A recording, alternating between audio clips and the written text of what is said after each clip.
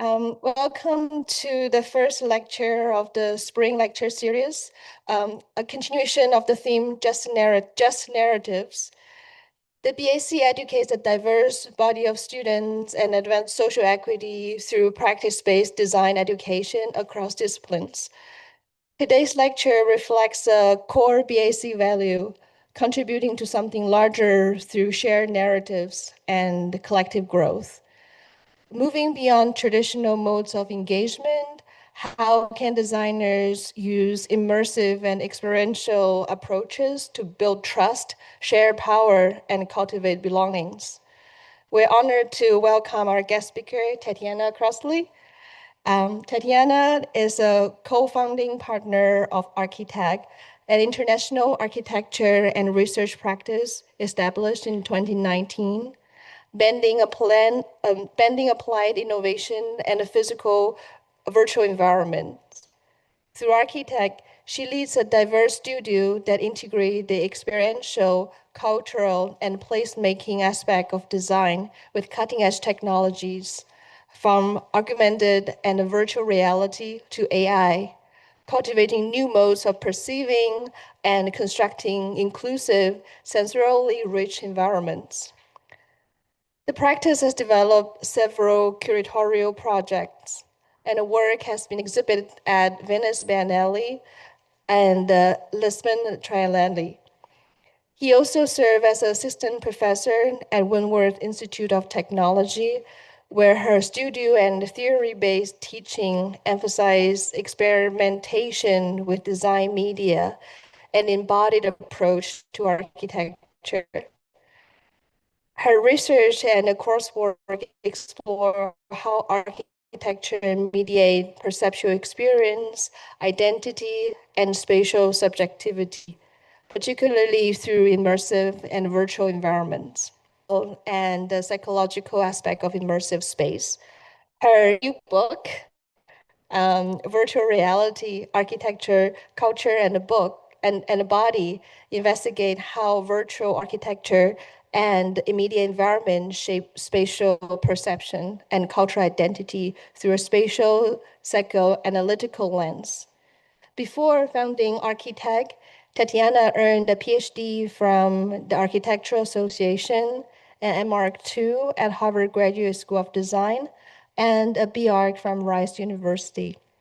She has international experience teaching at institutions such as Architectural Association London, the Chinese University of Hong Kong, and Rhode Island School of Design. She has also practiced as SOM in San Francisco. Please join me in extending a warm welcome to Tatjana Crossley.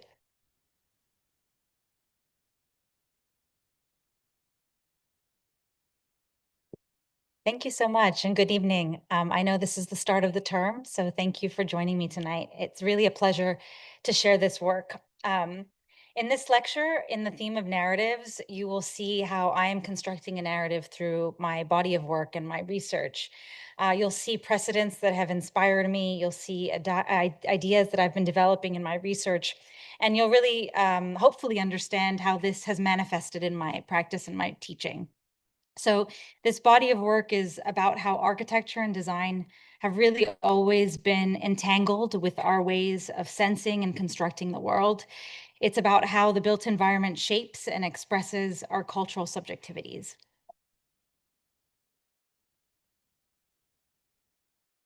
And so just a little bit about myself, to supplement Yufan's really generous description. I am both a designer and a historian, and my design work and teaching is very much informed by strong historical and theoretical precedents and applications. And these, I hope, provoke different understandings and perspectives on the construction of space and identity. And so I'm really interested in the technological dimensions of design that integrate culture and placemaking, and in thinking about new ways of perceiving and fabricating our environments, really using diverse representational methodologies and mediums. And so this presentation today really is organized then to describe the research that has largely informed my recent book publication with Routledge. I have a copy of it up at the front if anybody wants to see it afterwards. And really looking at how this is relevant in the work of my practice and my teaching. Research, as many of you may know, being students or faculty or academics in general, it's a really constantly evolving process. And so from a very personal perspective, the body of work has evolved through very different phases of my life and career. And so these sorts of changes in life really further reinforce that knowledge is not a static thing. It's shaped by our lived experiences. And so then this reminds us then that architecture, theory, and technology are shaped by people at the end of the day. And they, in turn, shape how we live and sense the world. This is work that I continue to explore in my design practice, Architag, and in my research and teaching at Wentworth Institute of Technology.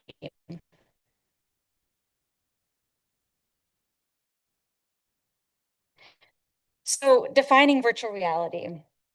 When we typically hear the phrase virtual reality, we're often presented it in opposition to reality. And so Oxford Dictionaries defines virtual reality as the, quote, computer-generated simulation of a three-dimensional image or environment. While this definition is not incorrect, it's incredibly reductionist and doesn't take into consideration the fact that you don't need high-tech computer-generated representations to produce a virtual space. And so there are some other definitions of virtual reality that acknowledge its relationship to things like cinema and understand it as a tool that creates a perspectival illusion that feels real. But in my work, you'll see as I go through these slides that I really push back against that narrow definition. The term virtual reality in itself is attributed to Jaron Lanier, who in 1987 founded the Visual Programming Lab. However, what it encompasses deals with issues of perception and the creation of immersion. And so we see in examples like the sensorama pictured here. This is invented by Morten Hellig in 1962. This is a multisensory personal cinema. The role of the senses are really evident in manufacturing experience. And so throughout my research, I've really spent a lot of time tracing humanity's persistent drive towards immersive experience. They define in these examples, as well as materialize the social constructs that really govern us in different scenarios across history. And I use the term virtual realities in a deliberately broad way, examining spaces that have been created as immersive environments in art and architecture. They function as virtual realities that use different mediums to present very specific narratives that can be uniquely experienced. And I also examine my own work as a tool for embedding these sorts of virtual knowledges. So I invite you tonight, when I speak about virtual reality, to understand it as something that is not only about contemporary technology, it's not only about the digital, but rather about a much longer cultural practice. Ultimately, it's this lineage of making environments that immerse us. And so let's start by rejecting the simple binary of real versus virtual. VR is not the opposite of reality, but a type of reality extending from a physical interface, constrained by its respective technology and cultural framework. And each historical period has invented its own interfaces, whether those are pigments, we can think of stone, glass, pixels that have been used to convey knowledge, to convey stories, and that ultimately extend our bodies into space. The tools may change in these different scenarios, but the desire to enter an image or to feel part of a system or a narrative remains constant. And you can't separate immersion from culture. So each society constructs environments that reflect its own value systems, the different fears, the desires that a society has. These are all the virtual frameworks that then decide how we live in society. And Deleuze, he writes about this when he discusses the fold, how it results from the forces that define it. So you have the outside, in this case, culture, shapes the governing structures and the built environment that we operate in. And immersive design, it's ideological. It informs how we feel and perceive. So when we study VR, we're actually studying cultural subjectivity in spatial form.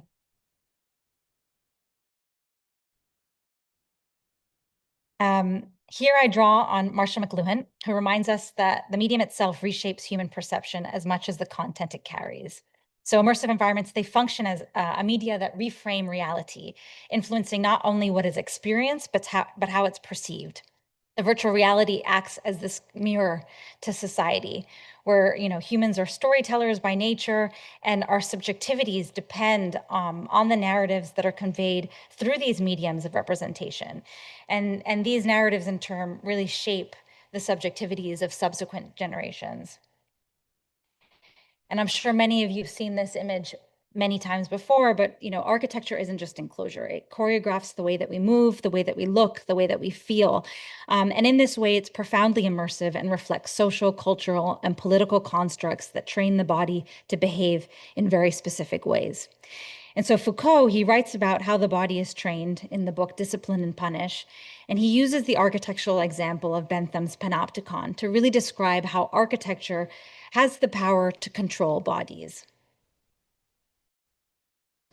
And while the panopticon is demonstrating perhaps a more violent example of architectural conditioning through immersion, this impulse to create immersive experiences is really intrinsic to humanity. So VRs have existed throughout human existence, arguably since the advent of representational forms. And each of these early environments reflected the tools and the beliefs of their makers. The ancient Egyptian tomb paintings, for example, were not simply decoration. They were these spatial texts guiding the deceased through the afterlife. And while for us, they don't hold the same power or significance, for the people that were using these representations, they extended reality into these virtual depictions.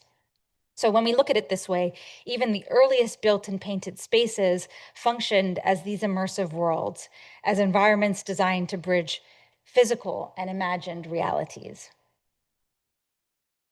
So from the caves of Lascaux to the cathedrals of the Baroque, from the panorama to the headset that we know so well today, there's this drive to create spaces that extend our perception and allow us to step into other worlds. To enter the virtual is not about escaping reality, but really it's about deepening it, crafting an experience that brings our own embodied perception to the surface. It ends up revealing how we sense space. So in my own practice, we have worked on extended reality installations that reflect upon history and the modes of engaging with it. And for this one, it's called Moody Reality Plus. The project's main goal is to merge historical research with emerging AR technologies, creating an immersive experience that is meant to deepen public understanding while making the site more accessible to diverse audiences on and off site. To digitally reconstruct the site, we combined drone photography, 3D scanning, and archival research to achieve a really high degree of accuracy and historical fidelity. And we collaborated closely with archaeologists and historians to interpret and model elements that are no longer in existence today. And you can see some examples of these, the original fortifications, the interior walls, and the portal entry. Working with these archaeologists ensured that the reconstructions were grounded in both material evidence and historical sources.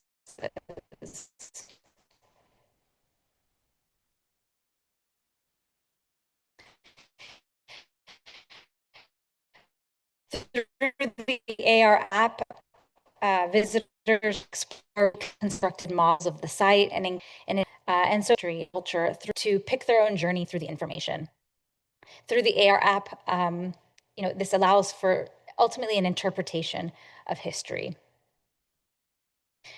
The museum experience is also multisensory, so we have several physical elements that we designed to work with the AR. The gamified and more movement-based interaction produces more engagement as people can learn about the site in different ways.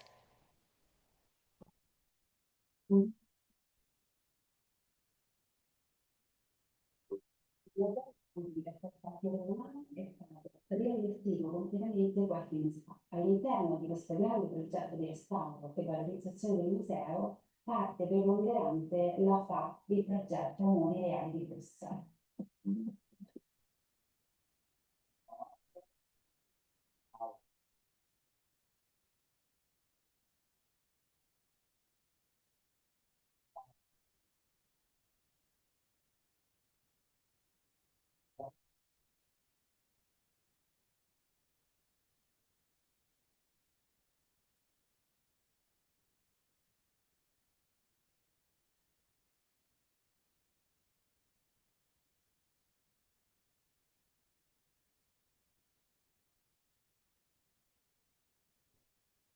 Questo progetto nasce con l'intento di valorizzare e divulgare gli attrattori principali del nostro museo di software. Augmented reality technology creates a more engaging way of interacting with and the information. It makes the knowledge more accessible and approachable. We've designed the room and the space such that people can wander around and explore the site. They can walk through it, they can see things up close, and they can even peer through the portal to see what the site looks like today.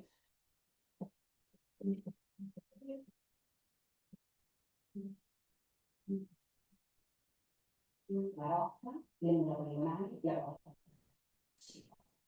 Questi, grazie alla realtà aumentata, quindi anche alle ricostruzioni digitali, possono avere nuova vita all'interno di una sala dedicata del museo.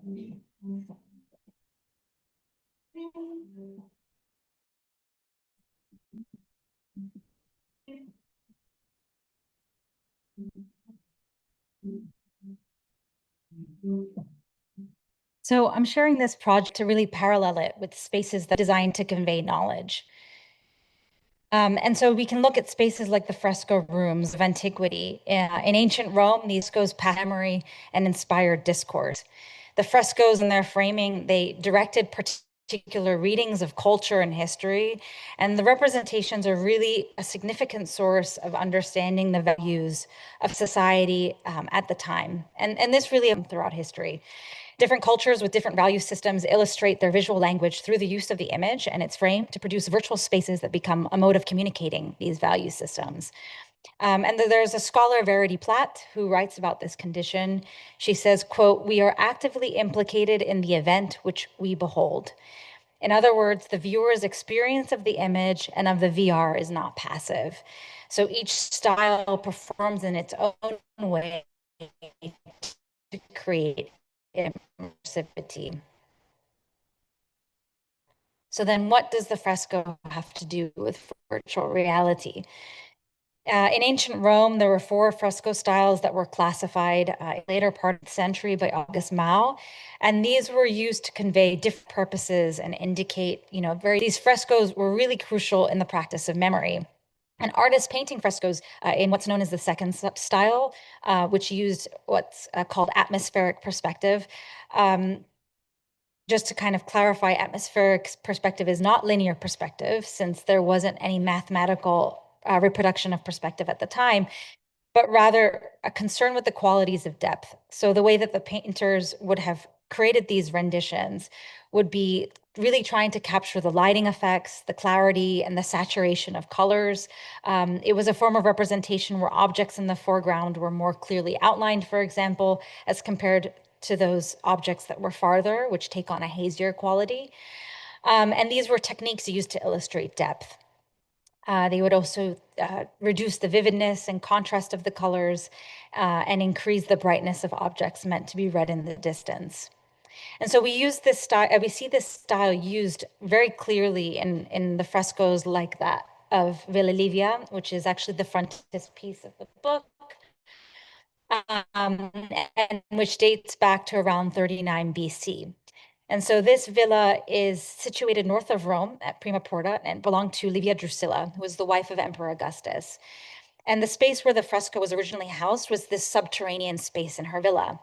And there's a reason for that. And so ultimately, having this space in this subterranean location ended up meaning that it helped regulate the temperature. So you think very hot Rome in the summer, where do you want to be? You want to be somewhere cooler. And so you had this subterranean space, it was cooler, it had these beautiful oasis depictions around the occupants. And so it served as this getaway, this oasis in this garden room in her house. And you can see the artist pays careful attention to the nature, observing how light falls on and the wind blows through the trees, how the birds move and situate themselves in the landscape. And the images depict this artistic representation of fruit trees, birds, and flowers that is actually realistically impossible because all of these fruit trees and these birds couldn't coexist at the same time in their prime moments. So it really is this absolute oasis, this magnificent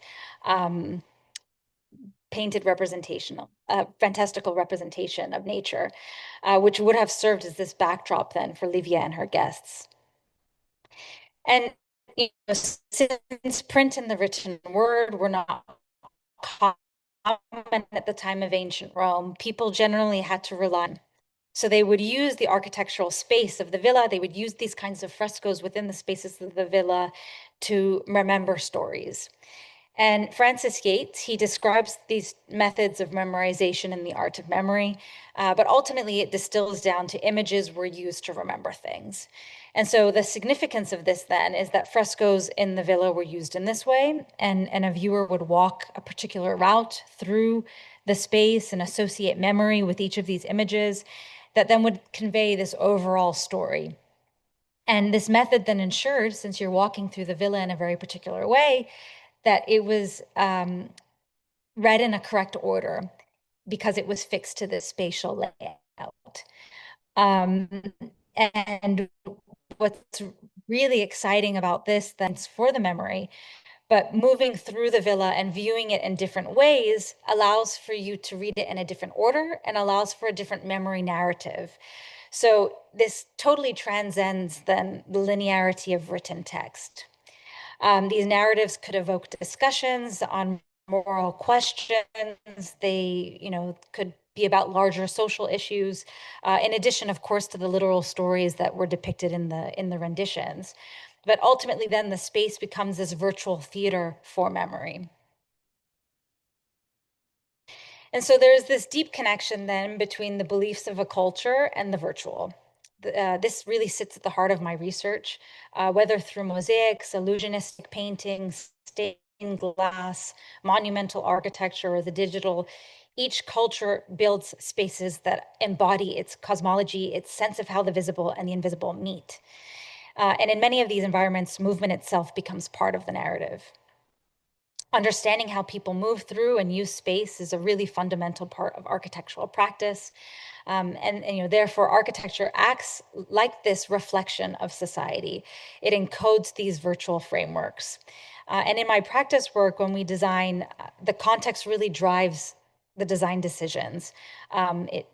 We are thinking about the local customs and the materials, of course, also thinking about adaptive reuse and construction methodologies. And we really try to design in ways that continue this practice of conveying meaning. And so in this particular example, it's an adaptive reuse project in the Veneto region of Italy. We were analyzing the market culture in the area and proposed this new cultural and market center within what was formerly the old bus station. Really using the value systems of the site, we were able to construct a story to reactivate the site and give new life to an abandoned building. And similarly, for a project in Grensen, Norway, we integrated local knowledge and social practices to redefine the space. And so in this project, we used the existing buildings on the site for a university and proposed this L-shaped spine that could connect the programs and support ultimately a new innovation hub on campus. It included many social programs that the university desired, and it organized this gradient of public and private university spaces that really allowed for the surrounding community to participate on site. It was envisioning a better integration of the university life with the local neighborhood. And I share these projects to demonstrate that immersion does not need to be profound. It really exists in the design decisions that we make that produce more integrated and socially sensitive architectures. So there's this dialogue between the cultural and the social customs and the forms that take shape. And these architectures consider then the virtual makeup that produces then the unique conditions of their contexts. To understand immersion fully, it is important to move beyond vision. I think often in architecture, we tend to focus on the visual or the form. But as Ellen Lupton and Andrea Lips consider in their exhibition, The Senses, Design Beyond Vision, our environment is understood through a symphony of sensory cues. We have touch, we have temperature, proprioception, sound, smell, taste, and vision. And so the term virtual reality encompasses the full sensorial experience and the cultural apparatus through which space becomes experience. The senses have been something I've been thinking about since my college days. So this is a throwback to then. Really, becomes a theoretical project for a museum to house antique instruments. And it got me thinking about, sound and how our architecture could be used to enhance this experience.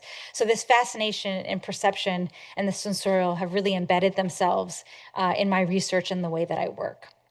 We can understand architecture as an instrument in and of itself, highlighting and making particular narratives recede through the design of space. The architecture then perpetuates these virtual frameworks. So the key takeaway then is that VR is not merely representation, it is an experiential and cognitive condition. By redefining VR as this experiential condition rather than a technological product, we can really analyze how immersive environments created in representation, in art, and in architecture have historically functioned as virtual spaces long before the term was coined. And so then the virtual is actually a mode of being, a way of relating to space and meaning that has always existed. So this then brings me to another little area of research study, the body. So perception is deeply influenced by the body's interaction with its environment. Immersive spaces, whether physical or digital, they manipulate sensory input to create a heightened sense of presence. The body does not simply step into the virtual, but is instead actually the interface through which the virtual becomes real. So I'd like to take a few moments next to look a little bit more closely at that relationship, how perception, proprioception, and the body's own image form the foundation of every immersive experience, from the ancient to the digital. In my research, it's largely informed by philosophy and phenomenology, really dissecting how the body perceives and how our subjectivity is constructed by the environments that we inhabit. And so this is really central to architecture and culture. And using this, then, I can argue that virtuality is not a rupture, but a continuity. And one of the core ideas of my book and of my research is that the body is not passive in this process. We actually create space through perception. Right now, you are all generating an image of this space, of this experience. It's purely made by your mind and your cognitive perceiving capabilities, right? So your whole experience at this very moment is actually virtual. Virtuality in this sense then is entirely embodied. We experience through these sensory and cognitive systems. And as I mentioned, the brain approximates these conditions. So I use the psychoanalytical term body image in my research. We can think of this as really the internal map that helps us locate ourselves in relation to the world and in relation to other bodies. And this map is very flexible. It can expand, it can distort, it can recenter, depending on how we move and what technologies we use and how we're interacting with our environment. Werflin, writes that we experience space because we have a body from which to experience it. And this is an idea that's later refined through neurological concepts of proprioception. But you have phenomenologists that are reiterating this, so like Merleau-Ponty and Don Eide, that describe that tools and technologies act as extensions of the body. They mediate and transform how we sense. Each device, small and large, amplifies, suppresses, and mediates the senses, continuously reshaping the boundaries of the body and this relationship to space. And identity is very, very deeply intertwined with place. So architecture then becomes this representation and an extension of the body and identity.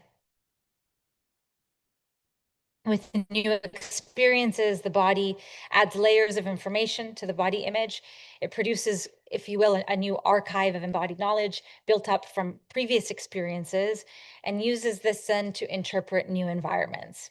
We measure unfamiliar spaces or conditions through remembered sensations, and in this way, approximate and construct our environments continuously. And historically, going back to this idea of vision, the sense of sight has really played a dominant role in our perception of space and how we understand our environments. So we have these perspective drawings and paintings that privilege the eye as the organ of knowledge. With the rediscovery of linear perspective by Brunelleschi during the Renaissance, it really meant, and it changed the way that we perceive our environments, but it meant that perspectival rendering dominated Western art and architectural traditions as this means to create illusionistic space. And we see it in all sorts of architectural spaces. So Andrea Palladio's Teatro Olimpico, with the set designs by Vincenzo Scomazzi, that use knowledge of perspective and foreshortening to create the illusion of depth in the scenery.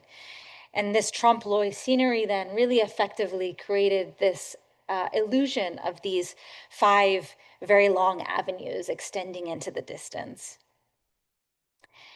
In architecture, however, immersion has the potential to become more of a multisensory experience. It can utilize sound, touch, and smell. And this is not anything new. We know in architecture throughout history, architects have been using these strategies and using these techniques to create awe-inspiring and immersive environments for millennia. But some of these different spaces have been designed to elicit a sense of the afterlife or a higher power, others to demonstrate power and control, others to celebrate beauty and the divine. And so we see examples like the Hagia Sophia capitalize on what's called the luminous cloud effect in its lighting, and the echoing of sound to produce really this sensation of enlightenment. All space, whether it's natural or manufactured, can be considered immersive because we always interact with space through our senses. And you have these designed immersive environments that create very specific perceptual conditions that establish an inside and an outside. And every spatial condition, experience carries degrees of immersion. The representations of space, they don't have to be made realistically. So we can see in Monet's water lilies, for example, they are equally as powerful as looking at landscapes, or like natural landscapes out in the wild. And so we can see that they don't have to be made realistically. They can still convey this emotional quality that we can identify with in some capacity and allow ourselves to be immersed in. Sarah Williams Goldhagen argues that architecture directly impacts human emotions, identity formation, and a sense of belonging. And so while the eyes, they scan and create an optical representation of space, the skin acts as this sentient bodyscape. And that's a terminology used by Murray and Sixsmith. But all of this information really orients the body. In this way, architecture extends the body, amplifying sensation, focusing attention, and translating emotion into form. Virtuality is not defined by technology, but by the relationship between perception, the body, and the environment. The technologies simply provide a medium for this all to happen.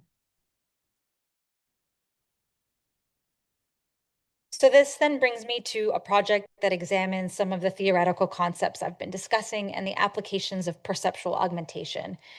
Here we have the gaze subversion helmet. It was a prototype and provocation. It used a Raspberry Pi computer and a facial recognition to make either transparent or opaque this facial screen on the helmet. And it was a project that arose from questions concerning objectivity and subjectivity and the role of the gaze in producing these objects and subjects. It was a prototype that was, aiming to bring awareness to the gaze, and in doing so, provide a different perception of the other. And I've also worked on other interactive prototypes that incorporate sensors to propose design that is more responsive.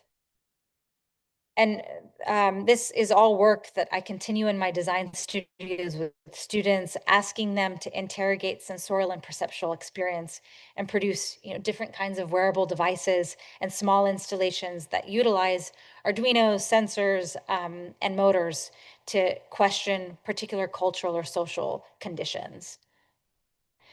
So in this video, it's just a small sampling. You'll see a few examples of student work that range in objectives, but they're all exploring our relationship with the other and with space. The prototypes scale up to really look at the built environment more entirely, examining different ways of perceiving our environments, different ways of interacting with the other, and yeah, different ways of experiencing space as a whole.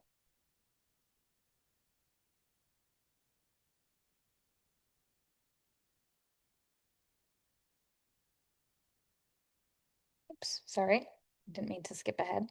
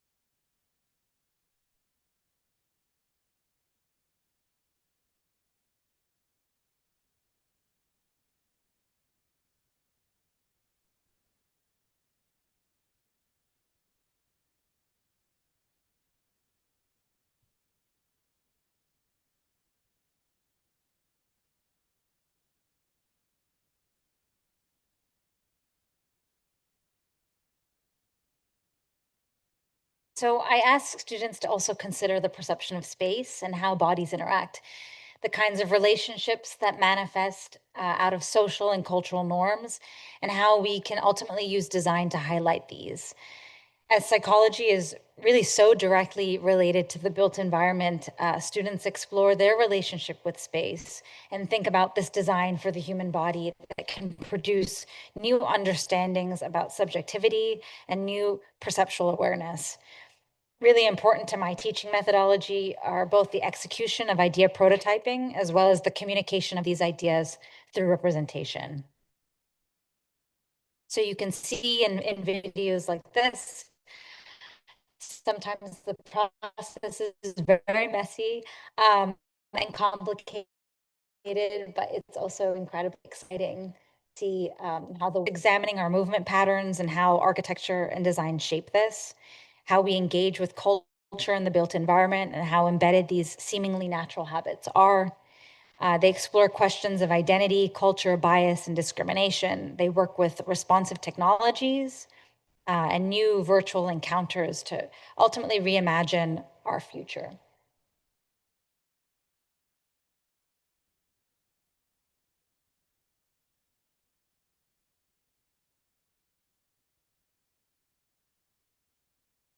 So this work has the potential to be multi-scalar. They're not just working at the scale of the body, but these ideas scale up. And they incorporate sociological studies, looking at the built environment and its effects on the subject. The design of space, after all, shapes human subjectivity. So we are looking at those kinds of issues. Students engage with different methodologies to convey their speculative fictions as each project takes on a new language of communication to rethink the value of the systems that we encode and the knowledge that we propagate.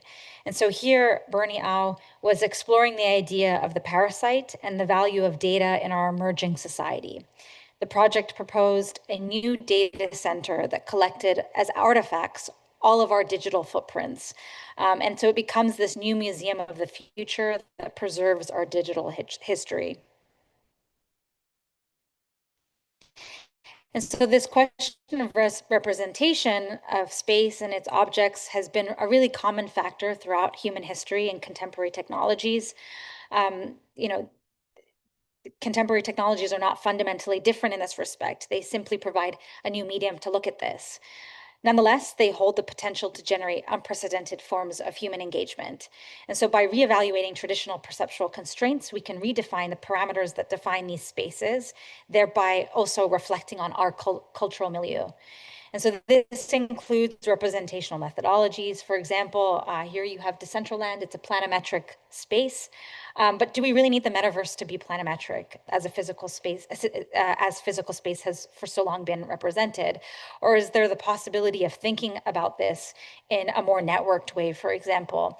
Is there an opportunity to think about the role of portals and the mismatches that are created by overlaid virtual spaces from different people, where objects can coincide, merge, accumulate to form collective narratives about their respective users? And this is an area explored by the designer Space Popular. They have a really beautiful video. I also have really beautiful research on portals.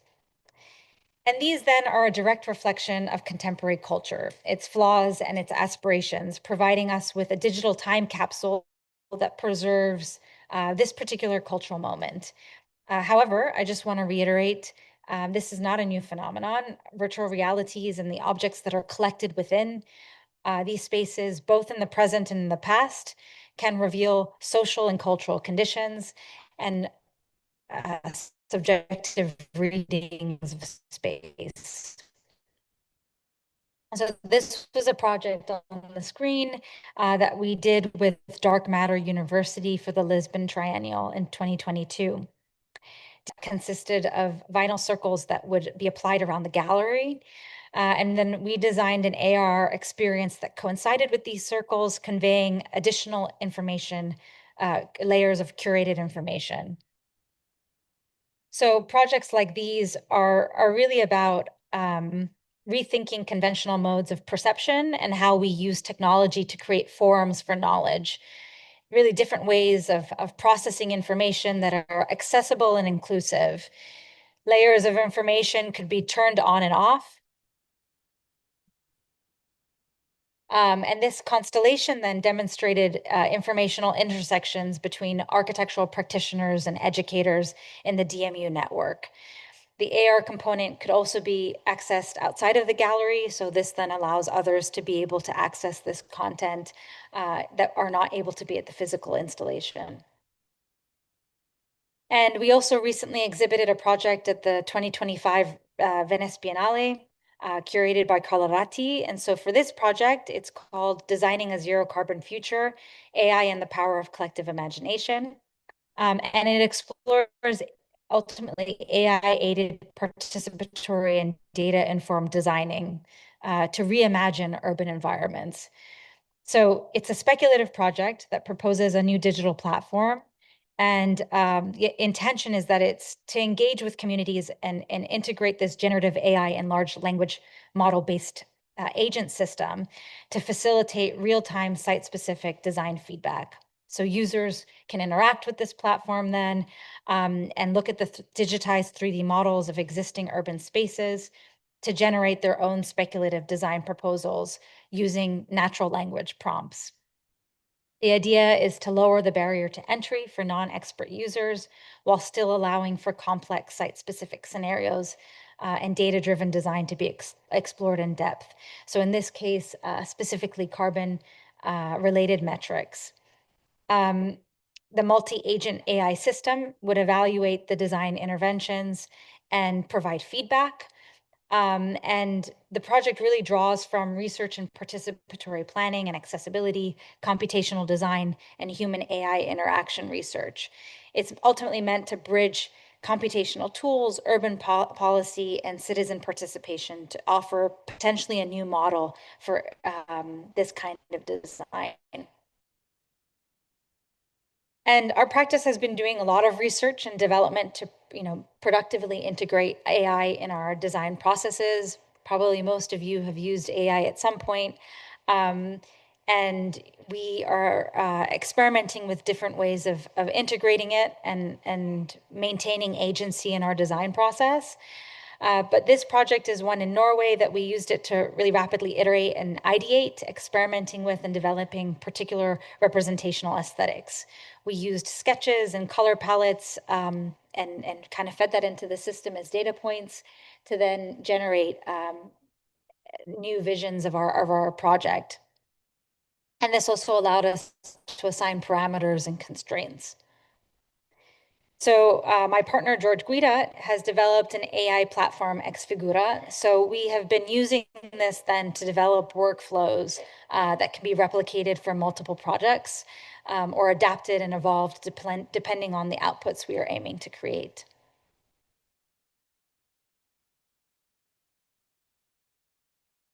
And finally, it goes without saying, I'm kind of concluding on a more analog note, but analog representation and design methods are equally powerful in conveying knowledge and passing down narratives. So in my own work, I go back and forth between low-tech and high-tech methodologies to reveal new meaning and to think about different ways of being, experiencing, and designing. Ultimately, the boundary between the real and the virtual is porous, and with new digital technologies, screens, sensors, and data extend into every part of daily life.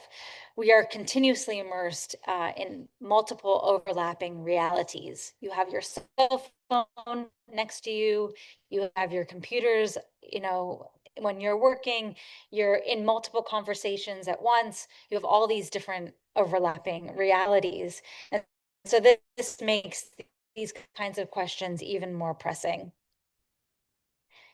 To conclude, I reiterate by saying that research is always evolving and developing, and probably in a year or two, I will have a very different take on many of these things. But I continue to examine architecture and design and culture and the virtual and these kinds of emerging technologies and tools that we have at our disposal to communicate and produce knowledge. And if anybody is interested to learn more about the book, you can take a picture of this and save it for later. You can find my book on rootledge. And that's all I have for you. Thank you so much.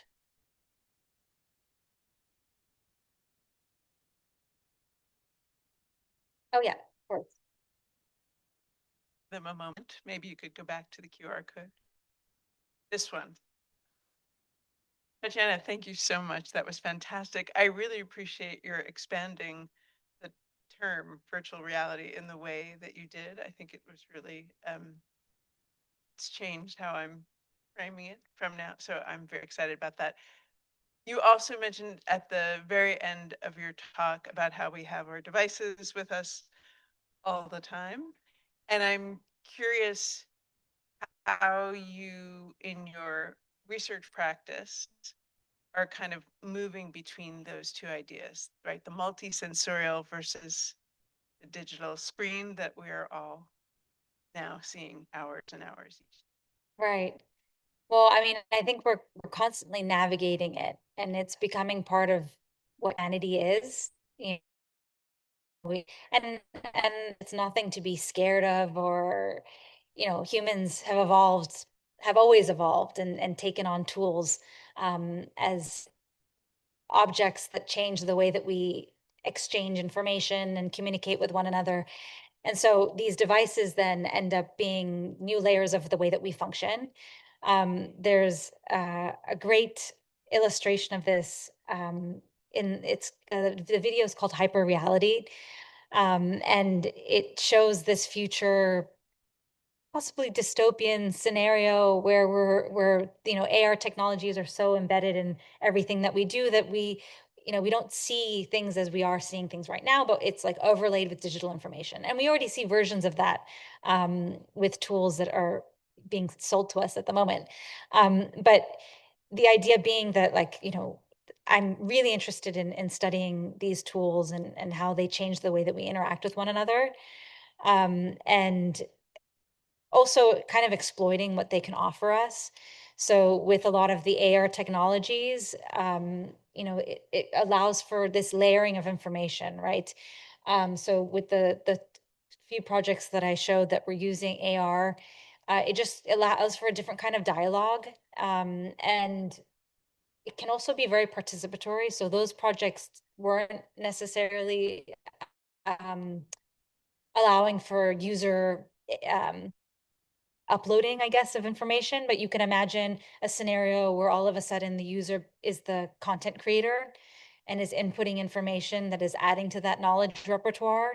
And then that is so indicative of our society, right? It really does become this digital time capsule of how people are thinking and interacting with one another.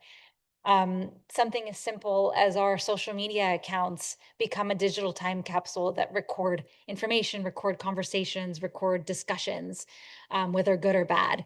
And so I think it's just a really interesting way of conveying information. I look at these very historical case studies.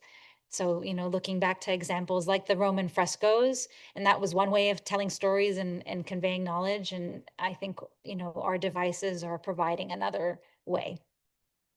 That's great. All right. So given the time constraint, I'm going to let students who have questions rush the stage. And online, Tatjana provided her email on the very second slide, I think, which is it T Crossley at Crossley T. Crossley T at wit.edu. So if you want to reach out to her, thank you so much. That's great. Thanks.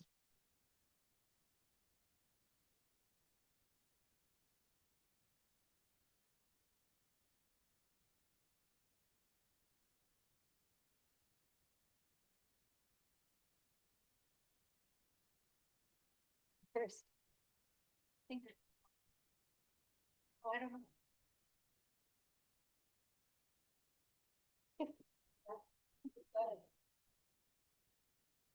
Okay. Hi, Tati. Tatjana, sorry. I have a question. If it's okay to ask more questions. When we look at all the examples that you provided throughout history and to more contemporary practices of your own definition of virtual reality, I see a little bit of a shift between maybe historically virtual reality perhaps coming through the way in which perception is defined. So with a more the cinematic way